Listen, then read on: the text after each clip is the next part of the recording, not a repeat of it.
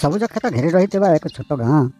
ପ୍ରାୟ 5 ବର୍ଷ ବୟସର ଏକ ଛୋଟ ଝିଅ ଏକ ଗଛ ପାଖରେ ବସି ଧୀରେ ଧୀରେ କାନ୍ଦୁଛି।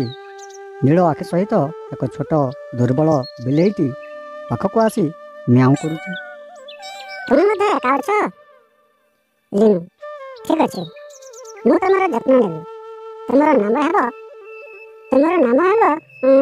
ମିନୁ। ଲିନୁ, ତୁମେ କ'ଣ ଧରିଛ? ମା, ତାଙ୍କର କେହି ନାହାନ୍ତି, ସେ ରହିପାରିବେ କି? ଠିକ୍ ଅଛି, କିନ୍ତୁ ତୁମେ ତାଙ୍କର ଯତ୍ନ ନେବା ଉଚିତ। ଲିନୁ ବିଲେଇ ଛୁଆକୁ ଆଲିଙ୍ଗନ କରି ଉତ୍ସାହିତ ଭାବରେ ମୁଣ୍ଡ ହଲାଇଲା।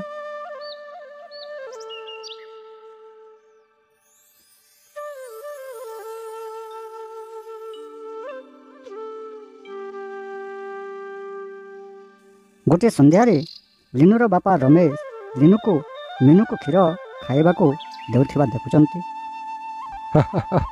ଲିନୁ, କେତେବେଳେ ମୁଁ ଭାବୁଛି ଯେ ବିଲେଇଟି ବିଲେଇ ନୁହଁ, ବଦଳରେ ତୁମର ଭଉଣୀ ପରି ନୁହଁ କି? ହଁ ବାପା, ସେ ମୋର ସବୁଠାରୁ ଭଲ ବନ୍ଧୁ। ଲିନୁ ବର୍ତ୍ତମାନ 10 ବର୍ଷ ବୟସ୍କ ମିନୁକୁ ପାଗଳ ଭାବରେ ଖୋଜୁଛି। ସେ ତାକୁ ଏକ ଗଛ ତଳେ ନିଶ୍ଚଳ ଭାବରେ ପଡ଼ିଥିବାର ଦେଖିଛି। ମିନୁ, ଉଠ, ଦୟାକରି ଉଠ। ରାଧା ତାଙ୍କ ମାଆଙ୍କ କୋଳରେ କାନ୍ଦି କାନ୍ଦି ଲିନୁକୁ ଧୀରେ ଟାଣି ଆଣେ। ଲିନୁ ଏକା ବସିଛି, କାନ୍ଦିବାରୁ ଆଖି ଫୁଲି ଯାଇଛି।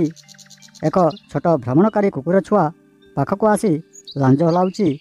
ଲିନୁ ଫୁସ୍ ଫୁସ୍ ହୋଇ କୁକୁର ଛୁଆକୁ ଆଉଁସି ଦେଉଛି ଏବଂ କହୁଛି, ତୁମେ ମଧ୍ୟ ଏକାଠି? କୁକୁର ଛୁଆଟି ଦିନ ପରେ ପ୍ରଥମ ଥର ପାଇଁ ତାଙ୍କ ମୁହଁ ଚାଟି ଲାଞ୍ଜ ହଲାଉଛି। ଠିକ୍ ଅଛି, ମୁଁ ତୁମକୁ କାଲୁ ବୋଲି କହିବି। ରମେଶ ଏବଂ ରାଧା ନୂତନ କୁକୁର ଛୁଆକୁ ଦେଖନ୍ତି ଯେତେବେଳେ ଲିନୁ ଏହାକୁ ପାଖରେ ରଖେ। ରମେଶ ହେ ହେ ହେ ହସି ମୁଣ୍ଡ ହଲାଇ, ଆଉ ଗୋଟିଏ ଦେଖାଯାଉଛି ଯେ ଆମର କୌଣସି ବିକଳ୍ପ ନାହିଁ। ରାଧା ଏଥର ନିଶ୍ଚିତ କର ଯେ ସେ ତୁମ ବିଛଣାରେ ଶୋଇବ ନାହିଁ। ଲିନୁ କୌଣସି ପ୍ରତିଶ୍ରୁତି ନାହିଁ। ଲିନୁ ଏବଂ କାଲୁ ଅବିଚ୍ଛେଦ୍ୟ। ସେମାନେ ଖେଳନ୍ତି, ପଢ଼ନ୍ତି ଏବଂ ଖାଦ୍ୟ ମଧ୍ୟ ବାଣ୍ଟି ନିଅନ୍ତି। ଗୋଟିଏ ଦିନ ଗାଁର ଦୌରାତ୍ମ୍ୟକାରୀ ରବି ଲିନୁର ବହି ଛଡ଼ାଇ ନେବାକୁ ଚେଷ୍ଟା କରନ୍ତି। ମୋତେ ସେହି ବହି ଦିଅ। ଠିକ୍ ଅଛି, ତୁମର ବହି ଦିଅ, ରଖ। ଗ୍ରାମବାସୀମାନେ ଦେଖୁଛନ୍ତି ଯେ କାଳୁ ସବୁଠି ଲିନୁକୁ ଅନୁସରଣ କରୁଛି, ଏପରିକି ସ୍କୁଲକୁ ମଧ୍ୟ। ବୃଦ୍ଧ ଗାଁ ଲୋକ ଏପରି ସମ୍ପର୍କ କେବେ ବି ଦେଖିନାହିଁ। ସେହି କୁକୁର ଭାଇ ପରି କାର୍ଯ୍ୟ କରେ।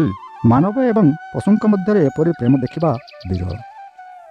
ଲିନୁ ଗର୍ବର ସହିତ ତାଙ୍କ ପାଖରେ ଚାଲୁଥିବା ସମୟରେ ଝଡ଼ ଆସୁଛି। ଲିନୁ ବର୍ତ୍ତମାନ 18 ବର୍ଷ ବୟସ୍କ।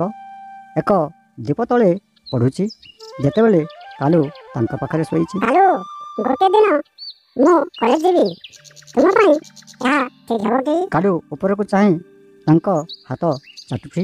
ଏକ ଜୀବନ ପରିବର୍ତ୍ତନକାରୀ ଦିନ। ଲିନୁ ବର୍ତ୍ତମାନ 23 ବର୍ଷ ବୟସ୍କ। ବିବାହ ପୋଷାକ ପିନ୍ଧି କାଲୁକୁ ଦେଖେ। ଲିନୁ, ମୋତେ ଯିବାକୁ ପଡ଼ିବ କାଲୁ, ତୁମ ପାଇଁ ଏହା ଠିକ୍ ହେବ କି? କାଲୁ ଫୁସ୍ଫୁସ୍ କରେ, କିନ୍ତୁ ଅନୁମତି ଦେବା ପରି ଲାଞ୍ଜ ହଲାଏ। ଲିନୁର ବିବାହ ଶୋଭାଯାତ୍ରା ଆଗକୁ ବଢ଼ିଥାଏ। କାଳୁ ପଛେ ପଛେ ଦୌଡ଼ୁଥାଏ, ଭୁକିଥାଏ ଏବଂ କାନ୍ଦୁଥାଏ।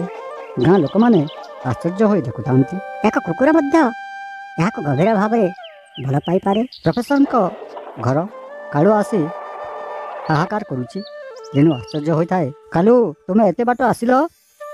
ତାଙ୍କ ସ୍ୱାମୀ ରାଜୀବ ଆଶ୍ଚର୍ଯ୍ୟ ହୋଇ ଦେଖୁଛନ୍ତି। ରାଜୀବ ଆଣ୍ଠୁମାଡ଼ି କାଳୁର ମୁଣ୍ଡ ଥାପୁଡ଼ଉଛନ୍ତି। ସେ ପରିବାରର ନୁହେଁ କି? ହଁ, ମୋର ସବୁଠାରୁ ଭଲ ବନ୍ଧୁ। ଲିନୁ ଏବଂ ରାଜୀବ କାଳୁଙ୍କୁ ରହିବାକୁ କୁହନ୍ତି, କିନ୍ତୁ ସେ ମୁଣ୍ଡ ହଲାଇ ଚାଲିଯାଆନ୍ତି। ଲିନୁ ବର୍ତ୍ତମାନ ନୂତନ ବିବାହିତ।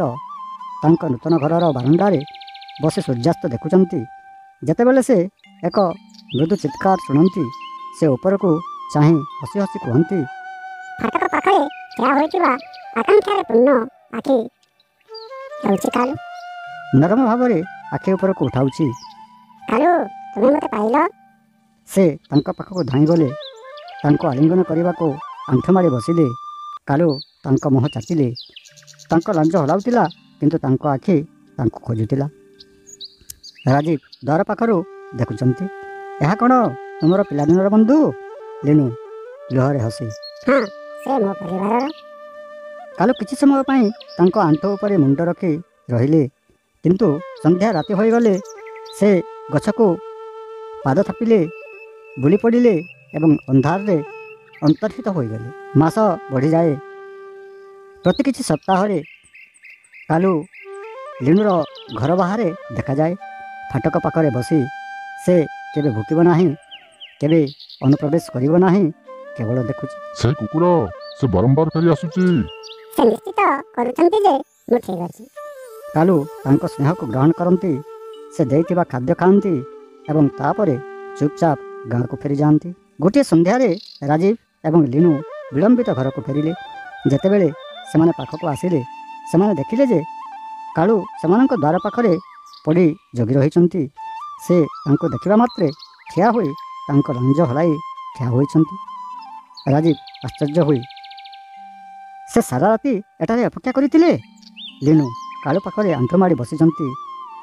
ସେ ସବୁବେଳେ ଅଛନ୍ତି। ସେ ତାଙ୍କୁ କୁଣ୍ଡାଇ ପକାନ୍ତି। ପ୍ରେମ ଏବଂ ଦୁଃଖରେ ତାଙ୍କ ହୃଦୟ ଫୁଲିଯାଏ। ତାଙ୍କ ଅନୁରୋଧ ସତ୍ତ୍ୱେ କାଳୁ ଘରେ ପ୍ରବେଶ କରନ୍ତି ନାହିଁ। ସେ ପ୍ରଭାତ ହେବା ପୂର୍ବରୁ ଚାଲିଯାଆନ୍ତି। ଆକାଶରେ ବିଜୁଳି ଚମକୁଛି। ପ୍ରବଳ ବର୍ଷା ହେଉଛି। ଲିନୁ ଝରକା ପାଖରେ ଠିଆ ହୋଇଛି। ତାଙ୍କ ମୁହଁରେ ଚିନ୍ତା ରହିଛି। ରାଜୀବ ତାଙ୍କ ବିଷୟରେ ଭାବୁଛନ୍ତି। ସେ ଉତ୍ତର ଦେବା ପୂର୍ବରୁ ସେ ଏକ ପରିଚିତ ଭୁକିଲା ଶବ୍ଦ ଶୁଣିଲେ। ବାହାରକୁ ଦୌଡ଼ି ଯାଇ ସେ କାଳୁକୁ ଦେଖିଲେ। ଓଦା ଏବଂ ଥରି ଉଠିଛନ୍ତି, କିନ୍ତୁ ଜଳରେ ଦୃଢ଼ ଭାବରେ ଠିଆ ହୋଇଛନ୍ତି। ଲିନୁ ତାଙ୍କ ଶାଲ୍ ତାଙ୍କ ଚାରିପାଖରେ ଗୁଡ଼ାଇ, ତୁମେ ମୂର୍ଖ, ଦେଖର ପୁଅ, ଭିତରକୁ ଆସ। ପ୍ରଥମ ଥର ପାଇଁ କାଲୁ ତାଙ୍କ ପାଦ ପାଖରେ ବିଶ୍ରାମ ନେଇ ଭିତରକୁ ତାଙ୍କ ପଛେ ପଛେ ଯାଏ। ସକାଳ ସୁଦ୍ଧା ସେ ପୁଣି ଚାଲିଯାଆନ୍ତି। ବର୍ଷ ବର୍ଷ ବିତିଗଲା। କାଲୁ ଏବେ ବୟସ୍କ ଏବଂ ଧୀର। ଲିନୁଙ୍କ ଘରକୁ ତାଙ୍କର ଶେଷ ଯାତ୍ରା କରନ୍ତି। ସେ ତାଙ୍କୁ ଦୂରରୁ ଦେଖନ୍ତି ଏବଂ ତାଙ୍କ ପାଖକୁ ଦୌଡ଼ି ଯାଆନ୍ତି, କିନ୍ତୁ ସେ କେବଳ ତାଙ୍କ ଲାଞ୍ଜ ହଲାଇ ଦିଅନ୍ତି। ତୁମେ କ୍ଳାନ୍ତ ନୁହେଁ କି? କାଲୁ ଧୀରେ ଧୀରେ ତାଙ୍କ ହାତ ଚାଟି ଦିଅନ୍ତି। ସେ ବୁଲି ପଡ଼ି ଶେଷ ଥର ପାଇଁ ଚାଲିଯାଆନ୍ତି। ଦୂରରେ ଅଦୃଶ୍ୟ ହୋଇଯାଆନ୍ତି। ଲିନୁ ତାଙ୍କୁ ଯିବାକୁ ଦେଖୁଛନ୍ତି। ତାଙ୍କ ଛାତିକୁ ଧରି ଯେତେବେଳେ ତାଙ୍କ ହୃଦୟ ଏକ ପ୍ରବଳ ଦୁଃଖ ବସୁଛି, ସେ ଜାଣେ ସେ ତାଙ୍କୁ ଆଉ ଦେଖିବେ ନାହିଁ। ସେ କେବେ ତୁମକୁ ଛାଡ଼ି ନଥିଲେ। ସତରେ ନୁହେଁ, ମୁଁ ଜାଣେ ସେ କେବେ ବି ଦେବେ ନାହିଁ। କାଲୁ ବର୍ତ୍ତମାନ ବୃଦ୍ଧ ଏବଂ ଦୁର୍ବଳ। ଲିନୁକୁ ଦେଖିବା ପାଇଁ ତାଙ୍କର ଶେଷ ଯାତ୍ରା କରନ୍ତି। ଗାଁ ଗଛ ତଳେ କାଲୁ ତାଙ୍କର ଶେଷ ନିଶ୍ୱାସ ନିଅନ୍ତି। ଜଣେ ଗ୍ରାମବାସୀ ତାଙ୍କୁ ପାଇ ଲିନୁକୁ ଖବର ଦିଅନ୍ତି। ତୁମେ କେବେ ମୋତେ ଭଲ ପାଇବା ବନ୍ଦ କରିନାହ ଶେଷ ପର୍ଯ୍ୟନ୍ତ। ଲିନୁ ଏକ ଛୋଟ ଗଛ ଲଗାଏ, ଯେଉଁଠାରେ କାଲୁ ଶୋଇଥାଏ। ସେମାନଙ୍କ ବନ୍ଧନକୁ ଚିରକାଳ ପାଇଁ ଚିହ୍ନିତ କରେ। ବର୍ଷ ବର୍ଷ ପରେ ଲିନୁ ଗଛଟିକୁ ଭେଟି ଏବେ ସମ୍ପୂର୍ଣ୍ଣ ବଢ଼ିଛି ଏବଂ ହସିଥାଏ। ବନ୍ଧୁତା କେବେ ମରେ ନାହିଁ। ସତ୍ୟ, ପ୍ରେମ ଏବଂ ବନ୍ଧୁତା ଶବ୍ଦ ଦୂରତା ଏବଂ ସମୟକୁ ଅତିକ୍ରମ କରେ। ଏହା କେବଳ ଚିରକାଳ ପାଇଁ ରହିଥାଏ।